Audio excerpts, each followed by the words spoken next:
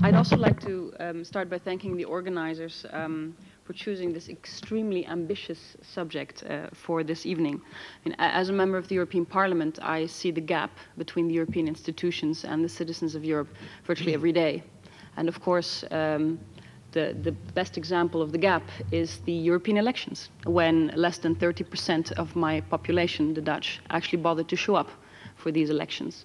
And I think that's a very clear illustration that we have a major problem on our hands. However, I think the question that we need to raise tonight is the gap really rooted in a flawed communication strategy? Because I think actually that's probably a little bit too easy, especially when we mention the job of the European institutions in this. And I agree very much with Commissioner Fischler when he says that it's not just the job of the institutions to do this information and communication. I actually think that this whole discussion about communication is a scapegoat so that we don't have to discuss the fundamentals, which is the flaws in the European construction, which at the moment excludes rather than actually include people in the decision-making process.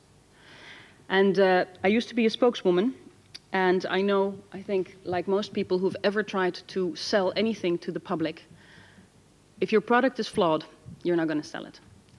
And your communication strategy can be perfect, but you need to sell something with quality, because otherwise your consumers are simply going to look through it. So I do believe that Europe has a communication problem, but more than the strategy, I think the real source of the problem is the message. And over the past decades, the message has been, this is what Europe's leaders have worked out for you, and this is why you should like it very much. That's what the message has been. Now that works maybe for a washing detergent or for a candy bar, but that does not work for something as essential as Europe and European integration. We have gone beyond the phase when everybody realized that Europe was important for peace and prosperity. Of course, I still communicate that. When I get visitors groups, I say, do you realize how amazing it is that we have had peace for so long on this continent? And for a moment they do. But then, when you start to realize all the influence Europe has on your life, and you start to realize how little influence you have over that European process, then you lose that message, and that's when the alarm bells start ringing. And politicians, in many, many times, are not people with some kind of vision who get people to follow them, but they actually see where the fears and insecurities are, they see where the problems are, and then they pick that up. And this is a very easy one, especially for populist politicians to pick up, say, you don't have any influence over what those guys are doing in Brussels. And it works. It's been working very well. And I think that the recent wave of right-wing election victories, populist election victories, has made something very clear. It's that we can no longer, as politicians, simply provide for the people. We actually have to take them seriously, and we have to include them. That has been, for me, the main lessons learned from the Dutch elections, but the other elections that have come before it. And I completely agree with Mr. Russell that it is still too much a project of the elite. And what happens is that a European train has been put on the rails, and it's moving along the tracks, and they've blinded all the windows, and they've blinded the cockpit, and nobody knows what's going on inside, and the people are left standing at the station. And the responsibility for that is the leaders of Europe. It is the Council that insists on taking decision in those closed meetings, the secret Council meetings, and that afterward comes out and tells us why we should be incredibly happy with the wonderful achievements of this incredible summit. And the people are left standing and really don't understand why they should be happy with it. And they weren't included, they weren't involved, and in most cases they have nothing to say. And this is not just undemocratic, because no country makes legislation in closed meetings. It's the parliament that do that. It's not just undemocratic. I think at the end of the day, it's going to be the downfall and the end of Europe if we don't address that. It's very fundamental. We are losing the battle for Europe at the moment. And I'm a pro-European. And I assume actually that probably most of the people in this room are pro-Europeans. So we should be very concerned about that we are losing this battle, and that the extreme right and the populist parties are really running away with an anti-European agenda and doing very, very well in it. And no one ever points to the paradox. The paradox, of course, is that most of these populists go for an anti-immigration agenda focusing on issues like asylum and integration. Well, this can only be solved at the European level. It's completely contradictory to be anti-immigration and to be anti-European at the same time.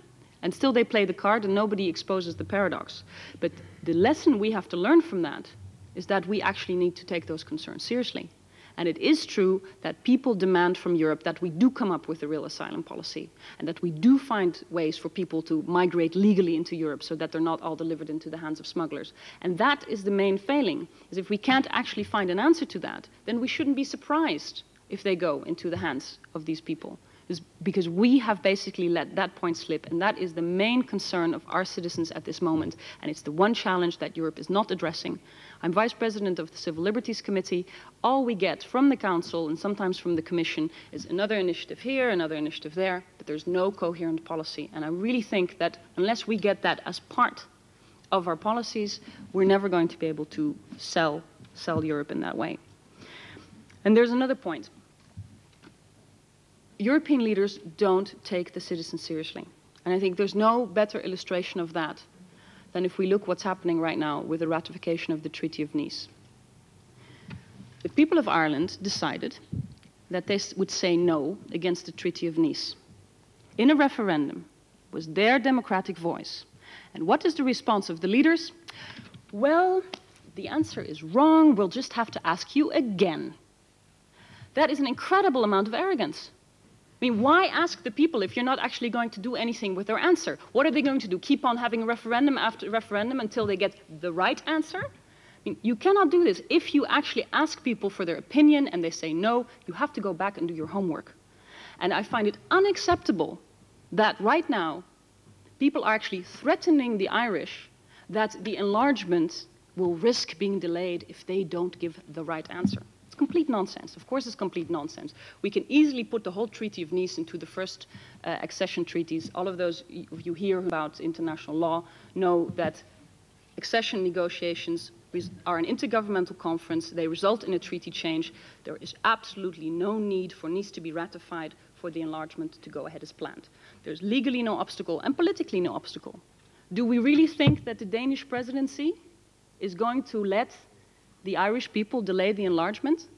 You know, they have 3 E's, just like the Swedes had. 3 E's to the presidency. The Swedes had employment, environment, enlargement, and the Danes have enlargement, enlargement, enlargement. They're not going to be derailed. Politically and legally, there's no obstacle. So why are we putting the thumb screws on the Irish like that? It's completely unnecessary, and I think it's arrogance and a disregard for democracy, and it illustrates the way that we deal with our citizens. You're allowed to say something as long as you agree with us. And if we keep on treating them that way, we shouldn't be surprised that they're running away from us and they're going to populists who are saying, look, this is the way that Europe actually treats you. I want to say 2 things actually on communication, even though I think that you understand that my main focus will be more on the product, on the message, rather than communicating itself. Firstly, I think there are too few real confrontations inside the EU. If there's no confrontation, there's no show. If there's no show, it doesn't make the news, and people don't understand what's going on. We need battles, we need confrontations. We need to say they're wrong and we're right, and that has to happen between the institutions. We need to stand up to the Commission and say, you haven't understood it, we will amend it. We need to do it inside the European Parliament. We need to say, we the Liberals are right, you the Social Democrats are wrong, and we need to explain why. There's still too much consensus, diplomacy, politeness, and all this kind of we know each other, we like each other. We can do that. Let's have the drinks afterwards. But in the chamber, we need the debates and the confrontation because people just don't know what we stand for otherwise. And the second communication problem, which is especially one for pro-Europeans, is that on the one hand, we are working on all of the problems of Europe. So a very negative agenda. We want to get rid of the common agricultural policy, right, Mr. Fischler? We want to have structural reforms. We want to make sure the European Parliament works better. We want to do all these things, so we're constantly criticizing, that's wrong, that's wrong, that's wrong, that's what we want to change. At the same time, we don't want people to think that because so many things are wrong, there's something wrong with Europe. It's a very complicated message to get out, to say, but precisely because I am pro-European, and because I want it to work, I am so critical about it.